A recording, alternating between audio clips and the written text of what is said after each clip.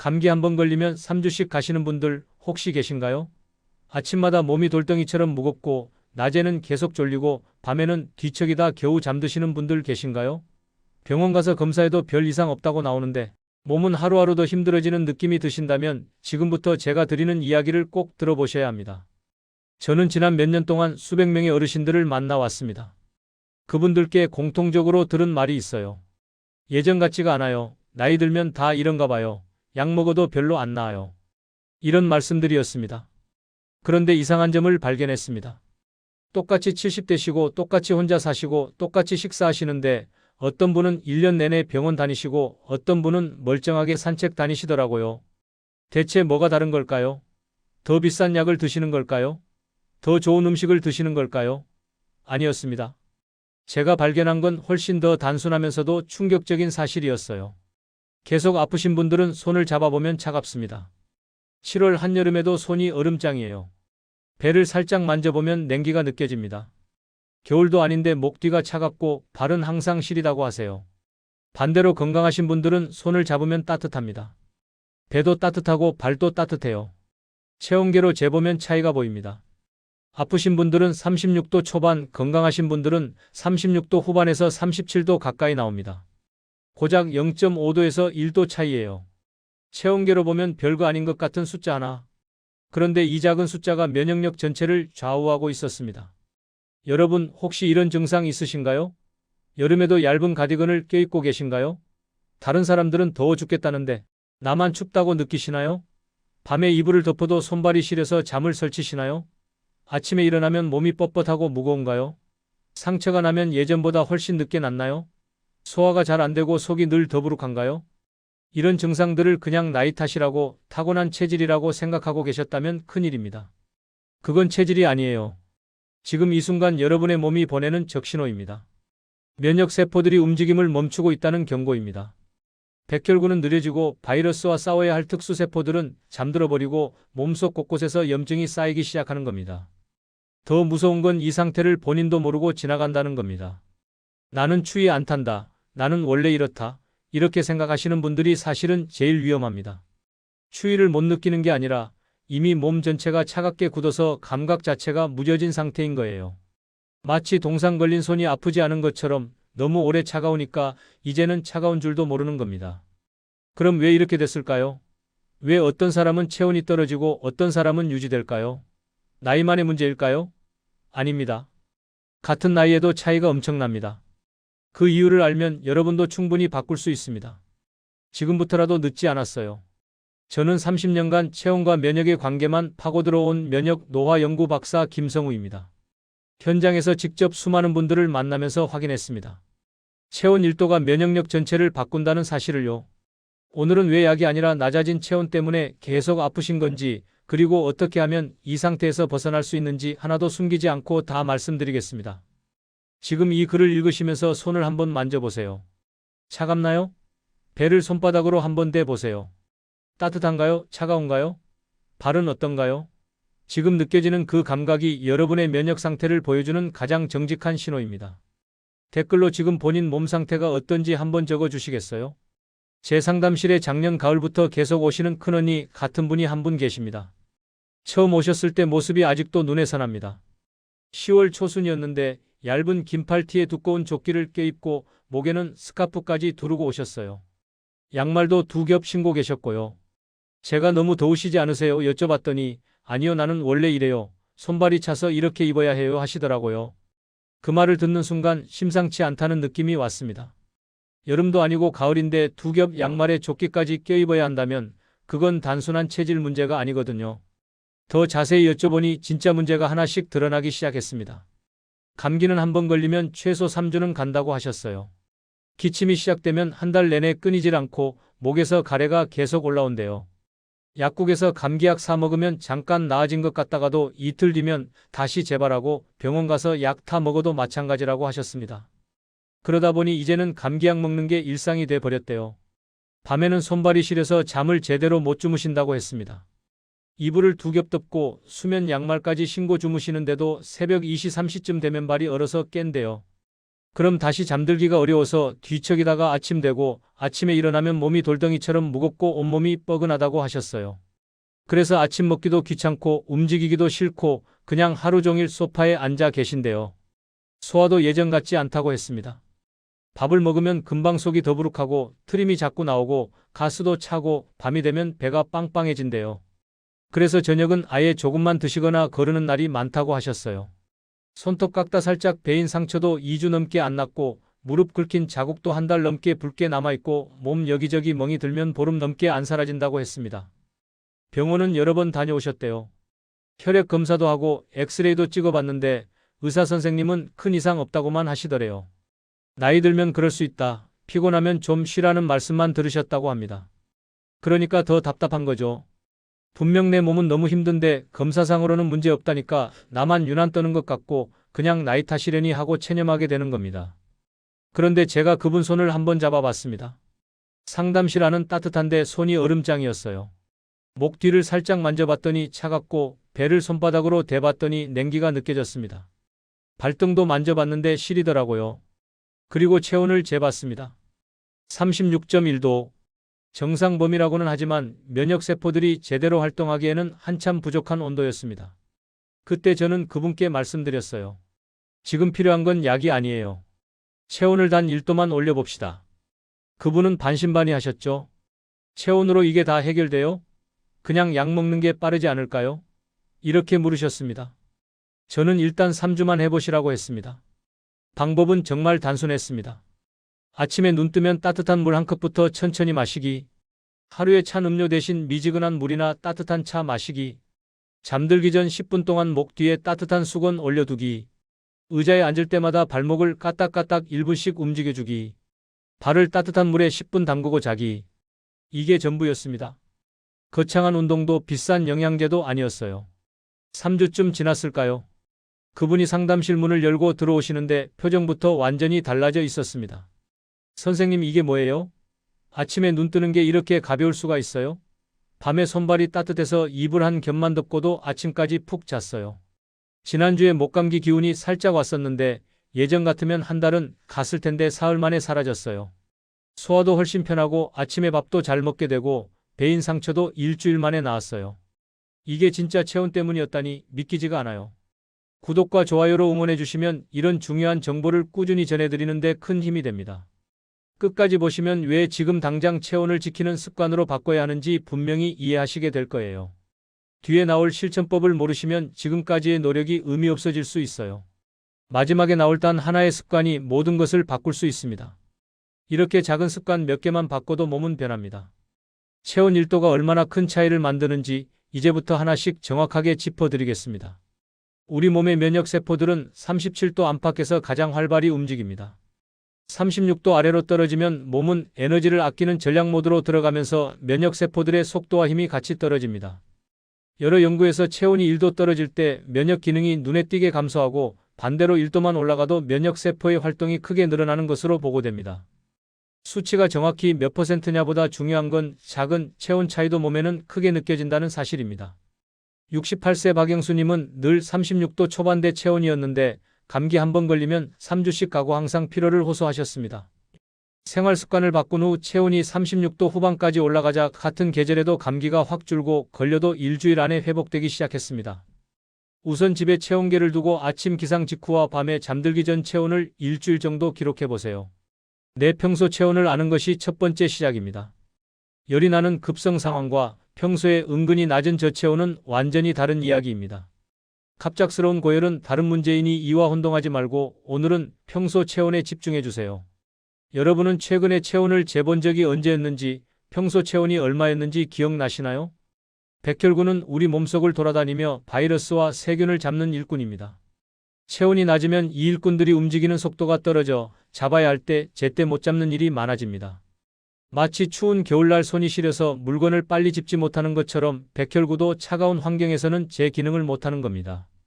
체온이 적절할 때 백혈구의 이동 속도와 탐식 작용이 활발해지고 저체온 상태에서는 같은 양의 백혈구가 있어도 실제로 싸우는 능력이 떨어지는 것으로 알려져 있습니다. 72세 김말수님은 상처가 나면 한참 동안 붉고 곱는 일이 반복됐습니다. 무릎 긁힌 자국은 2달이 넘도록 안 나았고 손톱 및 살짝 베인 상처도 계속 곪아서 고생하셨어요. 발목 운동과 족욕으로 체온을 0.5도만 올렸는데도 상처가 아물기 시작하는 시간이 눈에 띄게 빨라졌다고 하셨어요. 새로 생긴 상처는 일주일이면 닦지가 않고 예전 자국들도 조금씩 옅어지기 시작했답니다. 손발이 늘 차가우신 분은 잠들기 전 10분만 발목을 까딱까딱 움직이고 따뜻한 물에 발을 담가 보세요. 백혈구가 움직이기 좋은 환경을 만들어주는 셈입니다. 너무 뜨거운 물에 갑자기 발을 담그면 어지럽거나 심장이 두근거릴 수 있습니다. 약간 뜨겁다 느껴지는 정도에서 천천히 시간을 늘려주세요. 여러분은 작은 상처가 났을 때 예전보다 유난히 늦게 낫는 느낌이 들지 않으셨나요? NK세포는 몸속을 돌아다니며 비정상 세포와 암세포의 씨앗을 직접 찾아내 공격하는 특수부대 같은 존재입니다. 우리 몸에서 제일 강력한 방어군이라고 보시면 됩니다. 체온이 적절할 때 NK세포의 활성도가 높아지고 체온이 떨어지면 같은 수의 세포가 있어도 활동성이 떨어지는 경향이 관찰됩니다. 즉, 숫자도 중요하지만 깨어있는지가 더 중요합니다. 병사가 1000명 있어도 다 졸고 있으면 소용없는 것과 마찬가지죠. 69세 이정자님은 늘 피곤하고 여기저기 염증이 잘 생겼습니다. 입술 옆에 뾰루지가 나면 1달 넘게 안 없어지고 목에 임파선이 자주 부어오르고 몸 여기저기 작은 염증이 계속 생겼대요. 차가운 음료를 줄이고 따뜻한 국물 위주 식사로 바꾸면서 체온을 올렸더니 1년 사이 잔열과 장기침이 크게 줄어들었다고 하셨어요. 입 주변 염증도 이제는 거의 안 생기고 생겨도 며칠이면 사라진답니다. 식사 때마다 찬물 대신 따뜻한 물을 곁들이고 하루 한 끼는 꼭 뜨거운 국물 요리를 넣어보세요. 속이 따뜻해져야 NK세포도 움직이기 좋습니다. 너무 자극적인 매운 국물은 속을 더 상하게 할 수 있으니 짜지 않고 부담 없는 국물로 선택하는 것이 좋습니다. 여러분은 하루에 찬 음료와 따뜻한 음료를 어느 쪽을 더 자주 드시나요? 체온이 올라가면 혈관이 부드럽게 열리면서 피가 잘 돌고 몸 구석구석까지 산소와 영양분이 전달됩니다. 반대로 체온이 떨어지면 혈관이 오그라들어 손발부터 먼저 차가워집니다. 심장에서 가장 먼 곳부터 막히기 시작하는 거예요. 하체 근육을 움직여주거나 따뜻한 자극을 주었을 때 말단 부위의 온도가 올라가고 전신순환이 나아지는 것이 여러 측정에서 확인됩니다. 74세 정동호님은 다리가 항상 얼음 같다고 표현하셨습니다. 여름에도 긴 바지에 양말 신고 다니시고 겨울에는 내복 2겹의 수면 양말까지 신고 주무셔도 새벽이면 발이 시려서 깬다고 하셨어요. 의자에 앉아 하루에 2번씩 발목과 종아리를 1분만 움직이는 습관을 들인 뒤 밤에 다리가 시려서 깨는 일이 훨씬 줄었다고 하셨어요. 이제는 수면 양말 없이도 아침까지 푹 주무신답니다. 앉아있을 때마다 텔레비전 광고 나올 때 1번, 식사 전후 1번 이렇게 발목을 크게 앞뒤로 젖히고 돌려주세요. 오래 걷지 않아도 하체 순환에 큰 도움이 됩니다. 무릎이나 발목에 이미 통증이 심한 분은 무리하지 말고 범위를 작게 시작해 조금씩 늘려가는 것이 안전합니다. 여러분은 하루 중에 얼마나 오래 앉아서 시간을 보내고 계신지 한번 머릿속으로 세어보신 적 있으신가요? 위장도 근육입니다. 차갑고 굳어 있으면 움직임이 둔해지고 들어온 음식을 제대로 비벼주지 못합니다. 복부 온도가 떨어지면 위장 운동이 느려지고 음식이 머무는 시간이 길어진다는 보고들이 있습니다. 이는 더부룩함과 체함으로 이어지곤 합니다. 차가운 배는 소화액도 제대로 못 만들어내고 장 운동도 느려져서 변비까지 생기기 쉽습니다. 70세 손영자님은 아침마다 속이 더부룩하고 먹으면 바로 눌리는 느낌을 호소했습니다. 아침 먹고 나면 오전 내내 트림이 나오고 점심은 먹기 싫고 저녁 먹으면 배가 빵빵해서 누울 수도 없다고 하셨어요. 소화제를 달고 사셨답니다. 아침에 따뜻한 물 한 컵과 가벼운 스트레칭을 시작한 뒤로 어느 순간부터 식후 더부룩함이 많이 줄었다고 하셨어요. 이제는 소화제 없이도 밥을 잘 드신답니다. 기상 후 따뜻한 물 한 컵과 부엌이나 방에서 몸을 길게 한번 펴주는 동작을 해보세요. 위장으로 가는 혈류가 좋아지면서 소화가 한결 수월해집니다. 너무 배가 고픈 상태로 단식을 오래 하면 오히려 체온이 더 떨어져 위장도 더 움츠러들 수 있습니다. 무리한 굶기는 피하세요. 여러분은 요즘 속이 자주 더부룩하거나 예전보다 소화가 늦어졌다고 느끼신 적이 있나요? 나이가 들면 근육이 줄고 혈관 탄력이 떨어지며 기초 대사량도 낮아집니다. 그래서 같은 온도에서도 어르신들이 더 춥게 느끼고 체온이 더 잘 떨어집니다. 근육은 우리 몸의 난로라고 보시면 됩니다. 난로가 작아지면 당연히 집안이 추워지는 것과 같은 이치죠. 근육량이 많은 사람일수록 기초 체온이 높고 나이가 들수록 평균 체온이 조금씩 낮아지는 경향이 있다는 보고들이 있습니다. 76세 최상봉님은 예전에는 여름에도 덥다고만 하셨는데 최근 몇 년 사이에는 작은 바람에도 추위를 느끼셨습니다. 에어컨 바람만 쐬어도 온몸이 얼어붙고 선풍기 틀면 감기 걸릴 것 같다고 하셨어요. 하체 근육 운동과 스트레칭을 꾸준히 하면서 같은 계절에 덜 떨고 덜 웅크리게 됐다고 이야기하셨어요. 이제는 여름에 에어컨 바람도 괜찮고 가을에 얇게 입고 나가도 춥지 않다고 하셨습니다. 근육을 갑자기 많이 키우는 것보다 매일같이 조금씩 자주 움직이는 편이 더 좋습니다. 의자에서 일어나 앉기, 벽 짚고 상체 펴기 같은 간단한 동작부터 시작해보세요. 한 번에 오래 걷거나 무거운 것을 드는 것은 관절에 부담이 될 수 있으니 처음에는 시간을 짧게 나누어 여러 번 하는 방식이 안전합니다. 여러분은 예전보다 추위를 더 많이 타게 되신 시점이 언제였는지 떠오르시는지요? 오랫동안 몸이 차가웠던 분들은 본인이 추운 줄도 잘 모릅니다. 그냥 원래 체질이려니 하고 넘기다가 이미 몸은 바닥까지 떨어져 있는 경우가 많습니다. 저체온 상태가 오래 지속되면 스스로 추위를 느끼는 감각도 무뎌진다는 보고가 있습니다. 즉, 춥지 않다고 느낀다고 해서 괜찮은 상태는 아닐 수 있습니다. 마치 동상에 걸린 손가락이 오히려 아프지 않은 것처럼요. 71세 유선희님은 나 추위 잘 안 탄다며 얇게 입고 다니셨지만 배와 등, 손발을 만져보면 항상 차가웠습니다. 여름에도 손을 잡아보면 얼음장이고 배는 냉기가 느껴질 정도였어요. 체온을 올리는 습관을 들인 뒤에야 예전에 자기 몸 상태가 얼마나 차가웠는지를 뒤늦게 깨달으셨다고 합니다. 이제는 손이 따뜻해지니까 악수할 때도 자신감이 생기고 배가 따뜻하니까 소화도 잘 되고 몸 전체가 가벼워졌다고 하셨어요. 손등, 배, 허리, 발등을 직접 만져서 온도를 느껴보세요. 숫자가 아니라 내 손으로 느끼는 감각도 중요한 기준이 됩니다. 추위를 느끼지 않는다고 해서 얇게만 입고 다니지 말고 특히 배와 허리, 목 뒤는 계절과 상관없이 따뜻하게 지켜주는 것이 좋습니다. 여러분은 지금 배와 손발을 한번 만져보셨을 때 스스로 느끼기에 따뜻한 편인가요? 차가운 편인가요? 이렇게 체온 1도가 우리 몸의 여러 기능을 어떻게 바꾸는지 살펴봤습니다. 이제는 구체적으로 어떻게 생활 속에서 체온을 올리고 지킬 수 있을지 확장된 실천법을 이어서 보시겠습니다. 목 뒤에는 중요한 혈관과 자율신경이 모여 있어 전신 체온 조절의 중심 역할을 합니다. 이 부위가 차가우면 몸 전체가 순식간에 얼어붙기 쉽습니다. 목 뒤가 차가우면 뇌로 가는 혈액도 차가워지고 그러면 머리도 무겁고 집중력도 떨어집니다. 전자레인지에 데운 수건이나 온열팩을 사용할 때는 너무 뜨거운 상태로 바로 대지 말고 팔 안쪽에 먼저 살짝 데워 온도를 확인하고 사용하세요. 잠들기 전 10분에서 20분 정도 따뜻한 수건이나 온열팩을 목 뒤와 어깨 사이에 올려두세요. 눈을 감고 깊게 숨을 쉬다 보면 몸이 풀리면서 슬슬 졸음도 밀려올 겁니다. 여러분은 지금 이 영상을 보시면서도 목 뒤가 뻣뻣하거나 차갑다는 느낌이 들지 않으시나요? 종아리는 두 번째 심장이라고 불릴 정도로 전신순환에 중요한 역할을 합니다. 발목과 종아리가 움직여야 차가운 피가 위로 잘 올라갑니다. 아래에 고인 피는 점점 차가워지고 그 차가운 피가 온몸을 돌면서 체온을 떨어뜨립니다.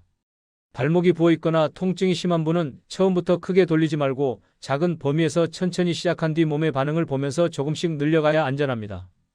의자에 앉거나 누운 상태에서 발을 살짝 들어 발목을 앞뒤로 접었다 폈다 하고 시계 방향과 반대 방향으로 천천히 돌려주세요. 한쪽 발당 1분이면 충분합니다. 아침에 한 번, 잠들기 전 한 번만 해도 몸이 훨씬 가벼워질 수 있습니다. 여러분은 하루에 발목을 의식적으로 움직여 본 시간이 얼마나 되시나요? 심장에서 가장 먼 발부터 따뜻해지면 머리까지 올라가는 전체 순환이 자연스럽게 좋아집니다. 특히 잠들기 전에 발이 따뜻하면 잠에 드는 시간이 줄어드는 경우가 많습니다. 발이 따뜻해야 뇌가 이제 잘 시간이구나 하고 인식하거든요. 당뇨나 말초 신경 감각이 둔한 분들은 물이 너무 뜨거워도 잘 느끼지 못할 수 있으니 반드시 손으로 먼저 온도를 확인하고 사용해야 합니다. 발목이 충분히 잠길 만큼 물을 받고 오뜨끈하다 느껴지는 정도의 온도에서 10분에서 15분가량 발을 담그세요.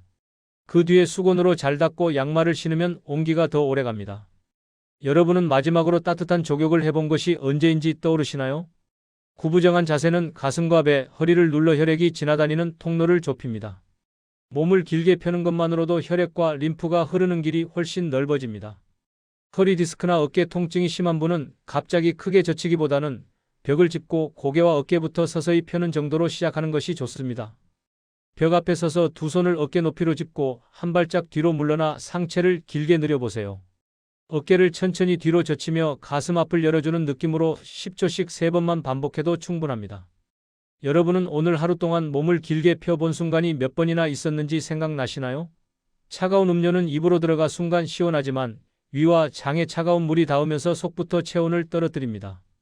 여기에 얼음까지 더해지면 내장에는 더 큰 부담이 됩니다. 갑자기 모든 찬 음료를 끊으려 하면 스트레스가 될 수 있습니다. 하루 2잔 마시던 아이스 음료를 한 잔으로 줄이고 나머지 한 잔은 따뜻한 차로 바꾸는 식으로 천천히 줄이는 것이 좋습니다. 외출할 때 텀블러에 미지근한 물이나 따뜻한 차를 챙겨서 목마를 때마다 한 모금씩 마셔보세요. 집에서는 냉장고에서 막 꺼낸 물 대신 상온이나 따뜻한 물을 기본으로 두는 것이 좋습니다. 여러분은 하루에 얼음이 들어간 음료를 몇 잔 정도 드시고 계신가요? 오래 앉아 있으면 하체 혈관이 눌리고 종아리 근육이 움직이지 않아 피가 아래에 고이기 쉽습니다. 이렇게 고인 피는 쉽게 차가워집니다. 무조건 오래 걷기보다는 30분에서 1시간마다 자리에서 일어나 1분만 몸을 움직여주는 것이 더 현실적이고 안전합니다. 텔레비전 볼 때 광고가 나올 때마다 한 번씩 일어나서 집안을 천천히 왕복하든지 제자리에서 발 뒤꿈치를 들어 올렸다 내리는 동작을 20번만 해보세요. 작은 움직임들이 체온을 지키는 데 큰 역할을 합니다. 여러분은 오늘 몇 시간이나 의자나 소파에 그대로 앉아 계셨는지 생각해 보신 적 있으신가요? 단백질은 분해될 때 열을 많이 내고 뜨거운 국물은 내장 온도를 직접 올려줍니다.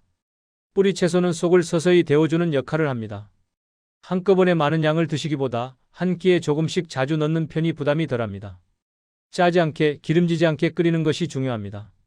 하루 한 끼는 된장국이나 미역국처럼 뜨거운 국을 기본으로 두고 그 안에 두부나 달걀, 당근, 무, 우엉 같은 재료를 조금씩 넣어보세요. 밥과 반찬을 줄이더라도 이런 따뜻한 한 그릇은 꼭 챙기면 좋습니다. 여러분 식탁에는 요즘 어떤 국물 요리가 가장 자주 올라오고 있나요? 몸이 배고픔을 오래 느끼면 에너지를 아끼기 위해 체온을 떨어뜨리는 쪽으로 움직입니다. 그 결과 대사가 느려지고 오히려 더 피곤해지기도 합니다. 식사를 줄이거나 단식이 필요하신 분도 물만큼은 따뜻하게 충분히 드시는 것이 좋습니다. 아무것도 먹지 않으면서 찬물만 마시면 체온이 더 쉽게 떨어집니다. 아침을 거르더라도 따뜻한 물 한 컵과 소량의 단백질이나 따뜻한 국물 정도는 넣어주세요. 몸이 너무 배고픈 상태로 오래 머무르지 않게 하는 것이 중요합니다. 여러분은 요즘 식사를 어떻게 하고 계신지 배고픈 상태로 너무 오래 버티고 계시지는 않은가요? 이렇게 생활 속에서 체온을 올리고 지키는 방법을 살펴봤습니다. 이제 마지막으로 오늘 내용을 정리하면서 왜 체온이 곧 면역력이라고 말씀드리는지 마무리 이야기를 드리겠습니다. 오늘은 체온 1도가 왜 면역력을 좌우하는지 그리고 일상 속에서 어떻게 체온을 지키고 올릴 수 있는지 함께 살펴봤습니다. 많은 분들이 병이 생기면 약이나 검사를 먼저 떠올리시지만 실제로는 평소 체온이 조용히 떨어지면서 면역이 무너지는 경우가 정말 많습니다. 저는 30년간 현장에서 수많은 분들을 만나면서 이 사실을 확인했습니다. 검사상으로는 아무 문제 없다고 나오는데 계속 아프고 힘들어 하시는 분들의 공통점이 바로 낮은 체온이었습니다. 낮은 체온을 그냥 체질이라고 넘기면 감기와 염증, 소화 문제, 만성 피로가 계속 반복되고 몸이 약해질 틈을 타서 더 큰 질환들이 찾아올 수 있습니다. 백혈구는 느려지고 NK세포는 잠들고 혈액순환은 막히고 위장 운동은 둔해지고 상처는 안 낫고 잠도 못 자고 이 모든 게 연결되어 있습니다. 하나가 무너지면 도미노처럼 다 무너지는 겁니다. 반대로 체온을 1도만 올려도 백혈구와 NK세포가 활발해지고 혈액순환이 부드럽게 돌고 소화와 수면의 질이 함께 좋아집니다. 같은 나이, 같은 환경에서도 체온을 잘 지키는 분들은 확실히 덜 아프고 아프더라도 회복이 빠릅니다. 제가 만난 수많은 분들이 증명해 주셨습니다. 약 하나를 안 먹고 병원 한 번 안 가고 그냥 생활 습관만 바꿨는데 몸이 완전히 달라졌다고요. 잘못된 상식은 열만 안 나면 괜찮다. 손발이 차가운 건 타고난 체질이다. 나이 들면 다 이렇다 하는 생각이었습니다. 올바른 관리는 평소 체온을 지키기 위해 몸을 따뜻하게 해주는 생활을 매일 반복하는 것입니다. 거창한 게 아닙니다. 따뜻한 물 한 컵, 목 뒤 10분, 발목 1분, 족욕 15분, 이게 전부입니다. 오늘 당장 실천하실 수 있는 단 하나의 제안을 드리자면 이 영상이 끝나고 바로 따뜻한 물 한 컵을 천천히 드셔보시라는 것입니다. 너무 단순해 보여도 아침에 한 컵, 식사 전 한 컵, 잠들기 전 한 컵의 습관이 내장 온도를 올리고 전신순환을 돕고 체온을 지키는 데 큰 역할을 합니다. 여기에 잠들기 전 목 뒤를 따뜻하게 해주고 발목을 1분만 움직이는 습관까지 더해지면 여러분의 면역 환경은 이미 전보다 한 단계 위로 올라가 있게 됩니다. 면역은 어느 날 갑자기 좋아지는 것이 아닙니다. 영양제 하나로 확 바뀌는 것도 아니고 반대로 어느 날 갑자기 무너지는 것도 아닙니다. 매일 쌓이는 작은 습관이 조금씩 면역을 약하게 만들거나 조금씩 강하게 만들 뿐입니다. 찬 음료 한 잔, 오래 앉아있는 시간, 차가운 배, 이런 작은 것들이 쌓여서 체온을 떨어뜨리고 결국 면역을 무너뜨립니다. 반대로 따뜻한 물 한 컵, 발목 1분, 목 뒤 10분, 이런 작은 것들이 쌓여서 체온을 올리고 면역을 살립니다. 그래서 제가 오늘 여러분께 꼭 남기고 싶은 한 문장은 이것입니다. 체온을 지키는 것이 면역을 지키는 가장 빠른 길이다. 비싼 영양제 살 돈으로 온열팩 하나 사시고 병원 가는 시간에 족욕 한번 하시고 약 먹는 대신 따뜻한 물 한 컵 드시는 것만으로도 충분히 달라질 수 있습니다. 이제 곧 더 추운 계절이 다가옵니다. 그때마다 집안에만 웅크려 계시기보다는 오늘 배운 것 중 한 가지만이라도 꼭 실천해 보셨으면 합니다. 목 뒤를 따뜻하게 하는 것, 발목을 1분 움직이는 것, 따뜻한 물 한 컵 마시는 것, 이 중에서 딱 하나만 골라서 오늘부터 시작해 보세요. 한 달 후에 여러분 몸이 어떻게 달라져 있을지 저는 벌써 기대가 됩니다. 오늘 내용 중에서 가장 인상 깊었던 부분과 지금 당장 실천해 보시고 싶은 습관이 무엇인지 댓글로 남겨주시면 어떨까요? 여러분의 작은 변화 이야기를 듣는 것이 저에게는 가장 큰 보람입니다. 건강하게 오래 사시길 진심으로 응원합니다.